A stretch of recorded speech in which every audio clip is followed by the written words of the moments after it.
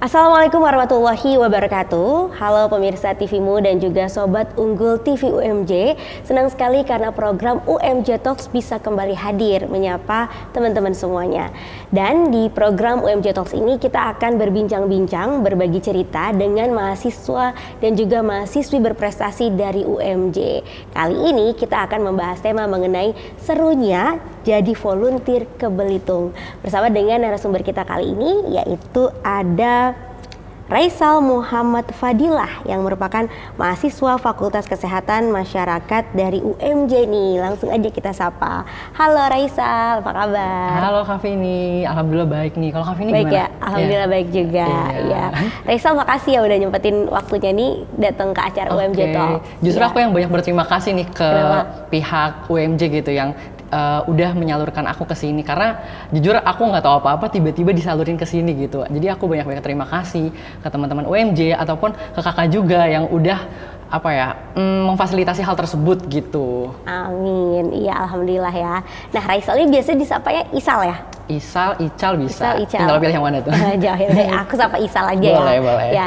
Nah, jadi Isal ini pernah jadi volunteer ke Belitung ya. Betul. Tapi selain itu infonya Isal ini juga content creator ya, suka bikin video-video gitu. Iya, benar banget. Benar banget. Yeah. Wow, seru. Nah, ini apalagi zaman sekarang nih videographer, content creator tuh lagi booming hype, ya. Lagi hype banget gitu kan, lagi happening gitu lah ya. Betul. Nah, jadi kita boleh bahas itu dulu ya. Boleh. Pengalaman juga berbagi cerita nih, Isal bisa berbagi cerita tentang gimana sih caranya buat jadi content creator atau buat video nih yang bagus dan juga bisa cepat dimengerti oleh penonton gitu. Oke, baik. Ya.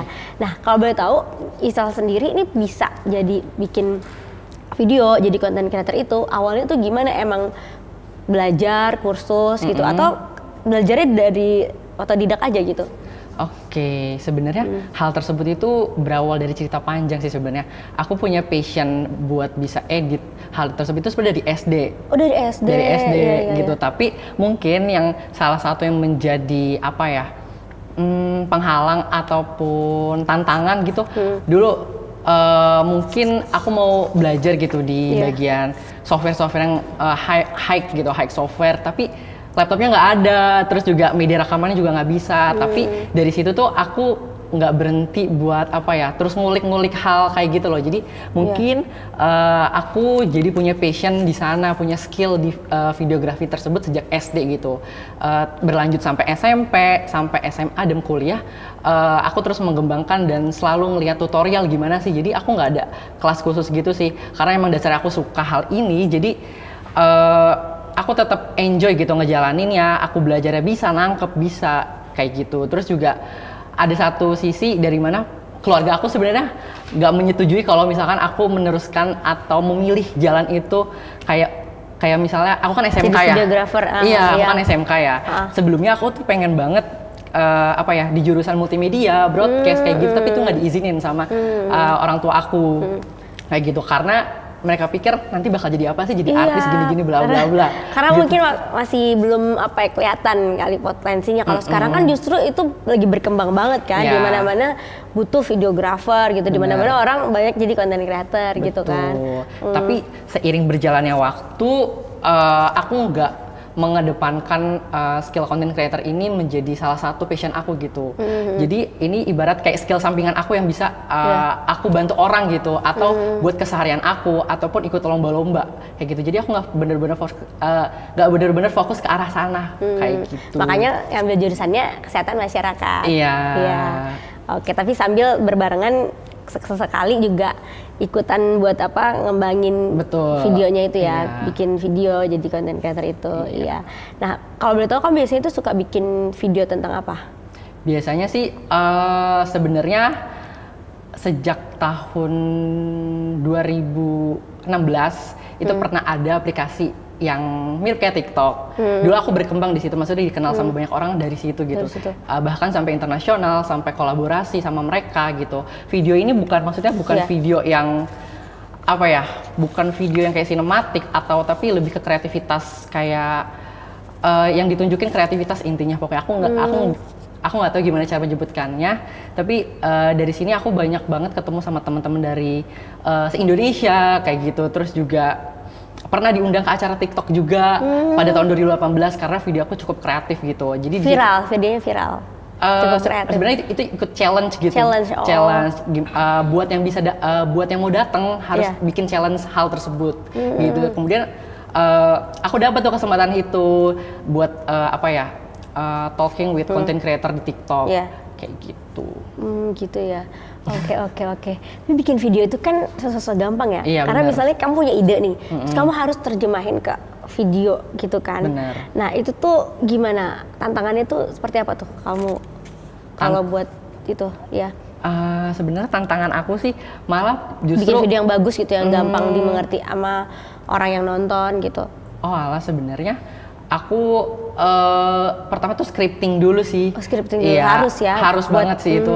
Kadang aku suka imajinasi sendiri. Jujur aku lebih suka lebih ngedit video daripada foto. Karena lebih imajinasi itu kan bergerak dinamis ya. Gitu ya. Iya benar. Kalau foto kayak diem aja aku aduh bingung nih abis ini ngapain ya.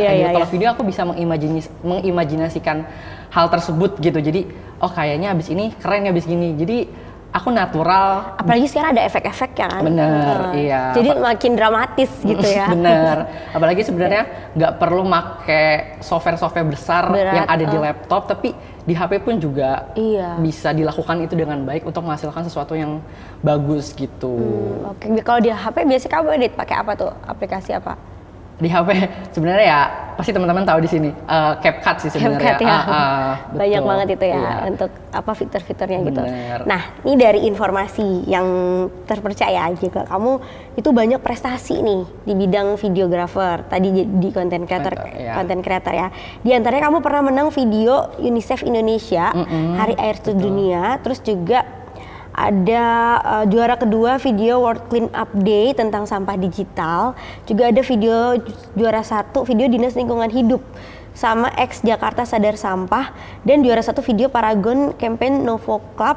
Ini banyak sekali ini sih Isal. Kamu nggak concern di situ, kamu belajar otodidak, tapi kamu bisa dapat banyak penghargaan seperti ini gitu. Nah ini nih boleh ceritain juga perjuangan kamu untuk bisa meraih prestasi di bidang videografer ini seperti apa, dan mana nih yang paling berkesan. Tapi simpen dulu ya, biar makin penasaran.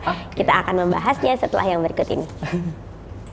Pemirsa, kembali lagi bersama kami di UMJ Talks. Kali ini dalam episode serunya jadi volunteer ke Belitung bersama dengan Faisal atau Isal. Ini mahasiswa dari Fakultas Kesehatan Masyarakat. Betul, ya. Tapi sebelum kita bahas tentang volunteer ke Belitung, ternyata Isal ini juga adalah seorang content creator video ya, dimana suka membuat video-video dan ternyata banyak prestasinya nih di bidang videografer ini. Tadi yang sudah saya sebutkan di segmen sebelumnya. Nah, Ical boleh cerita itu di antara prestasi-prestasi di bidang videografer, mana yang paling berkesan? Yang kamu kayak, wah ini sebagai pembuka nih kayaknya di bidang prestasi videografer gitu. Oke, boleh. Kebetulan itu 5 prestasi yang udah aku dapatkan itu kebetulan terjadi atau happening di tahun ini semua. Tahun ini semua? Iya. Terus kalau ditanya soal yang paling berkesan yang mana, menurut aku semua berkesan. Tapi aku kaget ketika aku mulai mencoba lagi untuk ngikutin challenge.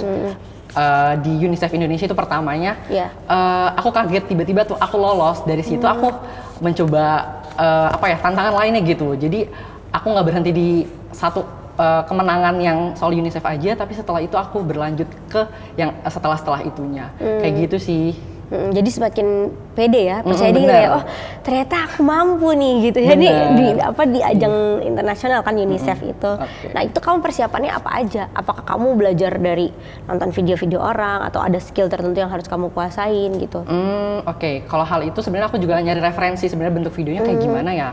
Terus juga materinya pun juga itu kan soal lingkungan, itu base dari jurusan aku juga nih. Aku juga harus cari nih yang mana nih yang bisa dipakai dan relate sama isi dari video ini tuh kayak gitu. Terus juga aku sempet riset scripting. Abis itu ini bisa nggak ya jadi 3 menit. Kadang aku suka bingung tahu buat video, tapi ternyata kelebihan. Aku nge-cut lagi, aku harus nge-cut bagian-bagian yang udah ke-record. Sebenarnya itu penting, tapi aku harus hilangin itu biar bisa memenuhi kualifikasi untuk lomba video tersebut.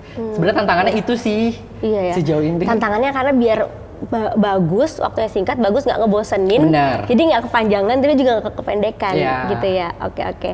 Nah biasanya kalau orang nih mau bikin videographer ya, jadi content creator video, apa sih yang harus dikuasai, misalnya basicnya ataupun mungkin hal yang utama nih yang harus diperhatikan tuh apa gitu?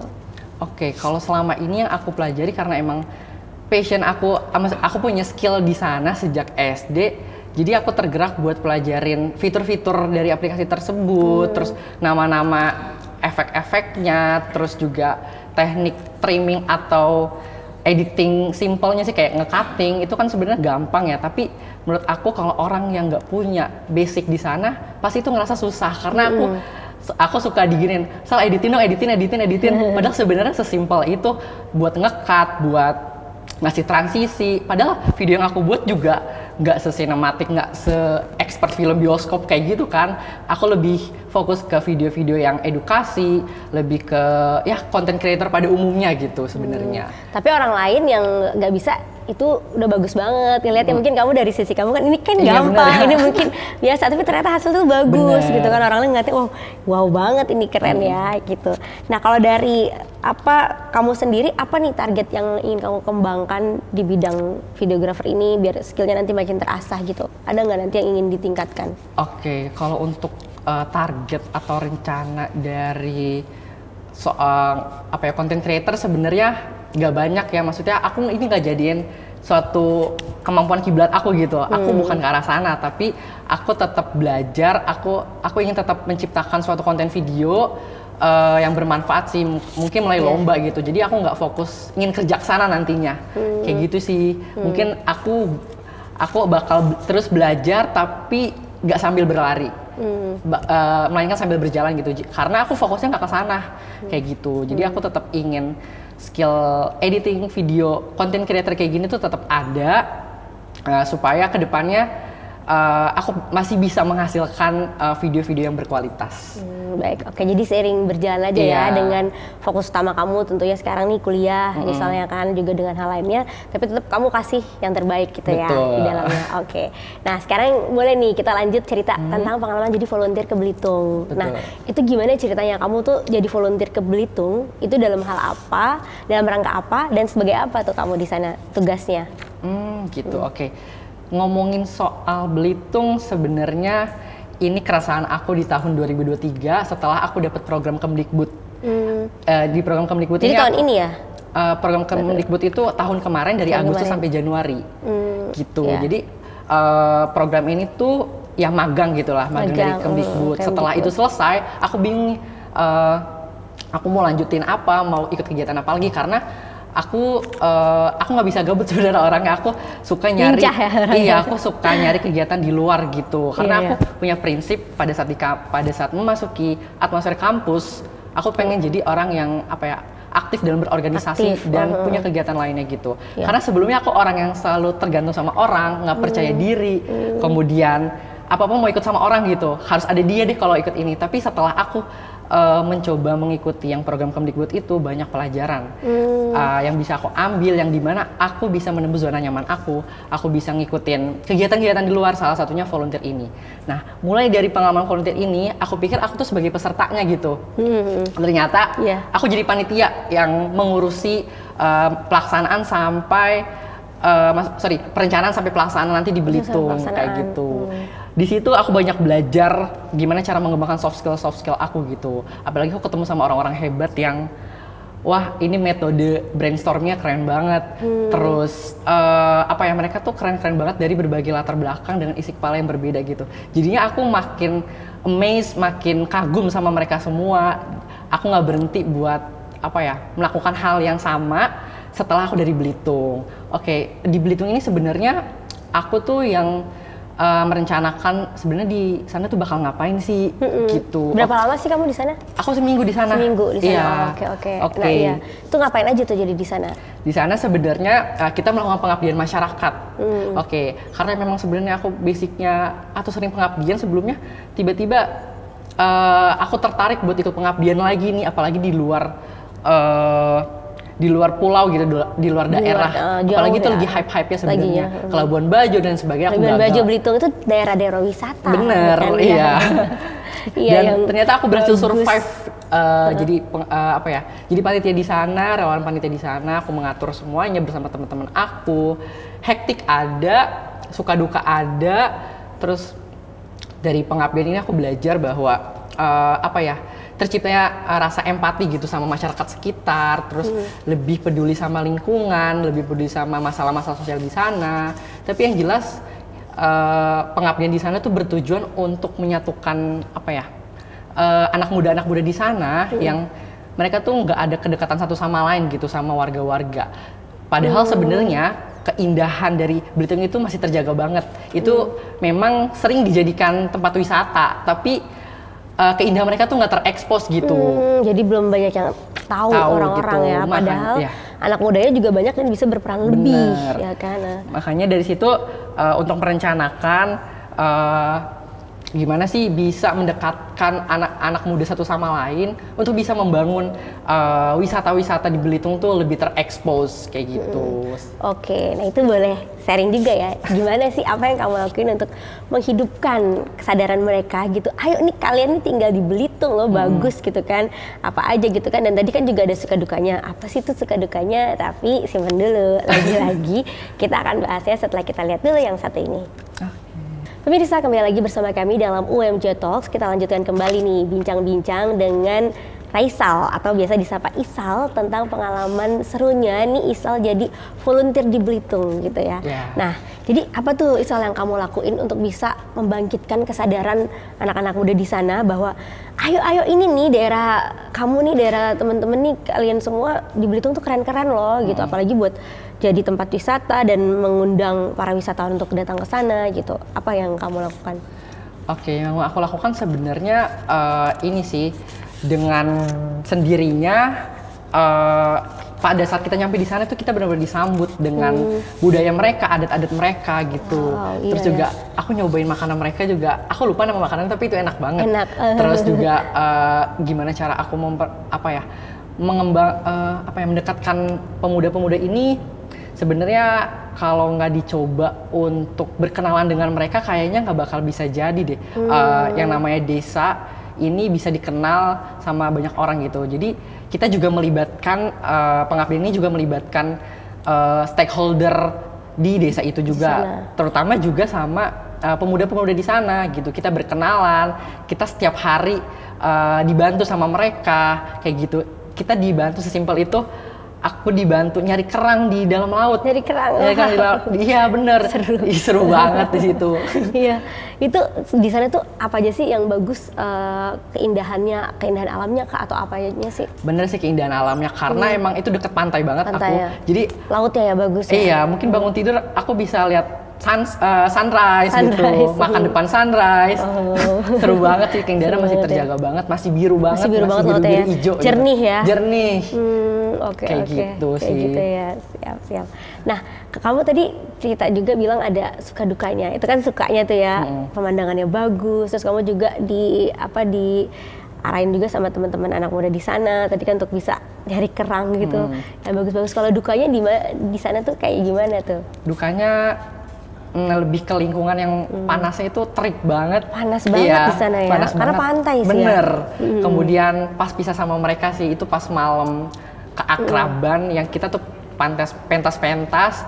Di situ tuh salah satu kegiatan terakhir kita yang dilakukan pada malam itu yang dimana besok kita harus pulang. Di situ benar-benar ngerasa deket banget sama penduduk-penduduk di sana, masyarakat di sana, apalagi sama pemuda-pemuda di sana gitu. Apalagi pemuda di sana juga cukup aktif gitu untuk diajak kerjasama, apalagi untuk mengusung program kegiatan pada malam hari itu gitu. Jadi kita nyanyi bareng-bareng, terus juga selebrasi terkait paginya itu kita melakukan yang namanya pencetusan desa tersebut sebagai Desa Mina Eduwisata Kreatif nomor 1 di Indonesia bersama Bupati setempat. Tadi itu mau ngundang Menteri Pariwisata, ternyata beliau tuh berhalangan hadir, jadi ya jadinya yang berperan di situ Bupati setempat itu. Jadi itu ya hasil karya yang kamu tinggalkan, menobatkan desa tersebut sebagai tadi nomor 1 itu ya, desa kreatif ya. Betul.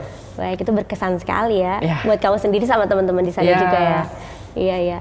Ada lagi nggak sih cerita berkesan yang pernah kamu alami gitu selain mungkin di Belitung lainnya? Mungkin cerita-cerita berkesan terlepas dari Belitung, aku tuh kan memang suka banyak mengikuti kegiatan dari luar ya, entah magang lagi. Aku sekarang lagi magang. Ini magang lagi, magang juga. Tapi online sih sebenarnya. Jadi HRD. Terus aku juga sering ikut volunteer kayak konferensi, seminar. Itu aku suka ikut-ikutin karena buat nambah sampingan-sampingan aku gitu. Kayak sebagai mahasiswa iya, betul, harus bisa menghasilkan sih buat kedepannya. Tambahin uang jajan ya. Bener. Terus juga ada project yang sedang aku jalanin lagi nih, project internasional, pengabdian yang bakal dilaksanain di luar negeri nanti. Oh, jadi kamu setelah dari Belitung ini target selanjutnya itu ikutan itu, pengabdian di luar negeri. Di mana tuh negaranya kalau boleh tahu? Di Malaysia. Di Malaysia, asik. Oke. Kebetulan dari organisasi yang sama, setelah aku tuh dinyatakan bergabung di sana gitu. Jadi organisasi apa tadi? Youth Ranger Indonesia. Youth Ranger Indonesia. Iya. Kayak gitu. Oke. Nah, kamu ini emang aktif banget ya. Benar. Nah, cara kamu bagi waktu juga dengan kuliah itu gimana? Agar nggak keteteran juga kan kuliahnya? Baik, sebenarnya aku nyari kesibukan kayak gini juga selektif gitu. Aku nyari beban kerjanya seperti apa, terus juga waktu yang aku bisa kerjakan sefleksibel apa antara satu sama lainnya. Jadi aku tuh ngeliat dulu gimana sih tanggung jawabnya ini tuh dikerjakan setiap hari kah atau saat-saat waktu tertentu aja kayak gitu. Terus juga aku ngeliat deadline-nya. Kalau misalkan deadline masih lama, mungkin itu bisa dikesampingkan dulu nih. Aku lebih memprioritaskan hal-hal yang udah di depan mata kayak gitu, baik dari segi kuliah maupun pengalaman. Karena jujur setelah aku bisa menembus zona nyaman dari zona kelas di kampus, aku tuh banyak ketemu orang-orang hebat yang bisa menginspirasi aku bisa sampai di sini gitu. Jadi aku nggak takut buat mencoba lagi, aku suka hal-hal baru dan aku banyak belajar dari kegagalan pun aku juga belajar. Karena sebelumnya aku juga pernah gagal kayak gitu buat dapetin semua pengalaman maupun prestasi yang ada di sini. Oke, nah kamu kan berhasil tuh nembus zona nyaman kamu kan, sehingga akhirnya nih sekarang mulai berani untuk mengeksplor diri kamu sendiri. Apa sih pesan yang kamu tangkap tuh dari mungkin kegiatan yang pernah kamu ikutin? Wah, ternyata kita harus keluar dari zona nyaman ini ya. Apa gitu yang kamu dapat pesan ataupun mungkin juga kayak moto hidup deh yang sekarang nih kamu pegang teguh? Oke, mungkin semua perjalanan yang aku jalani merupakan perjalanan mustahil yang sulit aku gapai sebelumnya, yang pernah nggak kebayang gitu sebelumnya. Karena salah satu hal yang bisa dilakukan itu mencoba gitu. Kalau kita nggak mencoba, jawabannya selalu gagal dan nggak ada jawaban. Tapi kalau kita mencoba, kita punya dua jawaban, berhasil atau enggak kayak gitu. Jadi buat teman-teman di sini ingat segala sesuatu yang terjadi luar biasa kebanyakan itu ketika kita bisa menembus zona nyaman kita gitu. Jangan aku harap sih jangan membatasi diri, jangan membatasi langkah teman-teman buat terus maju untuk mendapatkan prestasi atau pengalaman yang luar biasa untuk hidup kamu sendiri nantinya. Betul banget, ya keren banget. Jadi jangan takut ya dan jangan membatasi diri. Oke, nah selanjutnya boleh cerita juga nih pengalaman kamu kuliah di UMJ. Menurut kamu tuh UMJ seperti apa sih? Dari guru-gurunya, dosen-dosennya mungkin dan juga lainnya. Oke, UMJ kalau bicara soal UMJ, aku cukup tertarik. Maksudnya senang sih bisa kuliah di sini gitu, walaupun sebenarnya bukan suatu tujuan sebelumnya, tapi dari sini tadi aku banyak menerima pengalaman-pengalaman yang luar biasa. Karena pengalaman-pengalaman aku tuh dimulai dari UMJ itu sendiri, dari fakultas itu sendiri. Kemudian yang dimana aku bisa menembus zona nyaman aku keluar gitu. Jadi aku bisa mengembangkan hal tersebut. Terus juga ngomongin soal dosennya oke sih, ramah dan aku cukup responsif kayak cukup dekat gitu sama dosen-dosennya. Aku bisa konsultasi ini, dikasih masukan, banyak dosen-dosen yang suportif juga. Terus juga sejauh ini aku enjoy sih kuliah di sini karena dengan lingkungannya yang nyaman gitu. Dari pertemanannya ataupun ruang kelasnya, walaupun sebenarnya angkatan online ya. Angkatan online iya, karena COVID ya. Oke. Harapan kamu nih 5 tahun ke depan buat diri kamu sendiri sama buat UMJ, terutama karena sebagai kampus tercinta. Oke, harapan aku buat 5 tahun ke depan, kayak pertanyaan interview ya. Buat 5 tahun ke depan sebenarnya banyak gitu. Yang pasti aku nggak akan berhenti buat belajar untuk pengalaman-pengalaman yang di depan, aku selalu ingin belajar untuk memperbaiki kesalahan-kesalahan. Kemudian mungkin aku pengen meneruskan pendidikan ya, gitu. Tapi tinggi, ini iya gitu, karena aku seneng belajar gitu, belajar hal apapun, dari gagal, dari teman, dari pengalaman, semua aku belajar. Kemudian aku mungkin ingin memperbaiki kayak finansial yang mungkin aku tidak bisa mengelola itu dengan baik. Kemudian masih banyak lagi sebenarnya sih, karena menurut aku tujuan itu ketika kita tercapai, kita bukan berarti berhenti di satu titik itu, tapi kita harus punya tujuan lagi setelah kita mencapai tujuan yang kita mau. Oke, untuk UMJ? Kalau untuk UMJ, semoga UMJ bisa menghasilkan lulusan yang berkualitas, yang bervalue gitu, kayak teman-teman lain gitu, yang jadi ketika kita lulus dari sini bisa kepake sama orang lain gitu, ilmunya, skillnya.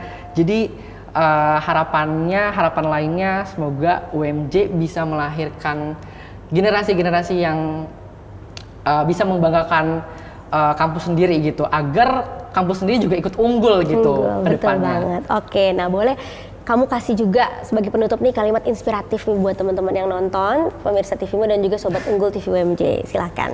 Oke, baik.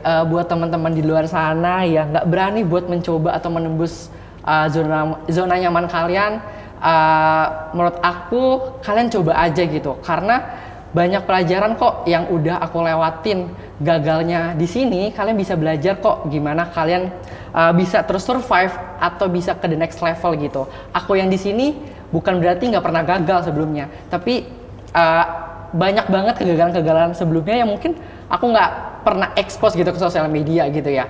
Tapi buat teman-teman di rumah ataupun buat teman-teman yang nonton, jangan takut untuk mencoba, jangan membatasi diri untuk mengembangkan diri menjadi lebih berkualitas ke depannya. Oke, baik. Terima kasih Isal atas sharing-sharingnya dan juga kata-katanya yang sangat memotivasi sekali. Sukses selalu Isal ya. Benar ya. Tetap semangat. Amin ya. Makasih. Baik pemirsa TVmu dan juga Sobat Unggul TV UMJ, alhamdulillah tadi kita sudah mendengarkan cerita-cerita dan juga sharing dari Isal, mahasiswa Fakultas Kesehatan Masyarakat UMJ, tentang serunya menjadi volunteer di Belitung dan juga pengalamannya menjadi videografer atau konten kreator. Dan tidak terasa nih, sudah waktunya kita harus berpisah, maka saya Vini Oliani juga bersama dengan Isal serta seluruh kerabat kerja yang bertugas kami mohon pamit undur diri. Jangan lupa untuk saksikan terus UMJ Talks dalam episode-episode selanjutnya. Wassalamualaikum warahmatullahi wabarakatuh. Sampai jumpa.